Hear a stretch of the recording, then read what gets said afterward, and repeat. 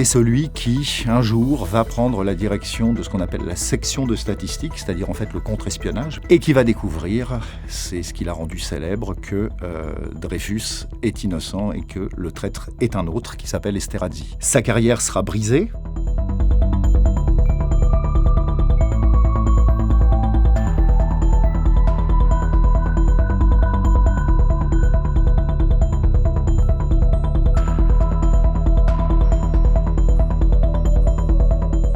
Dans les lettres, quand par exemple il parle de Joseph Reinach, qui est donc un des grands Dreyfusards, le premier historien de l'affaire Dreyfus, et qu'il dit à un général qui est le général de Gallifet, ce sale juif me fait horreur, je pense qu'on peut qualifier ça d'antisémitisme.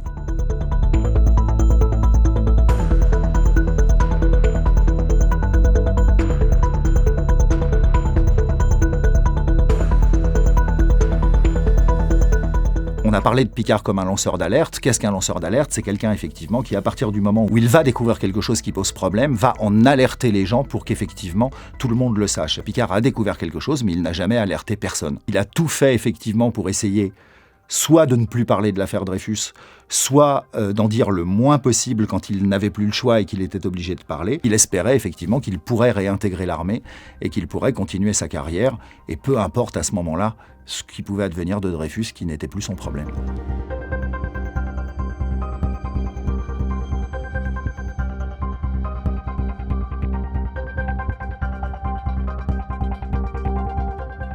Ça a été vraiment une stratégie de la part des Dreyfusards et qui a été effectivement d'héroïser ce Picard. Il est bien évident qu'avoir un militaire qui portait beau, issu d'une vieille famille catholique, était quelqu'un qui était susceptible effectivement d'entraîner les masses. Parce qu'effectivement, à partir du moment où Picard est devenu le héros de l'affaire Dreyfus, ça a pu générer effectivement des adhésions beaucoup plus importantes qu'auparavant.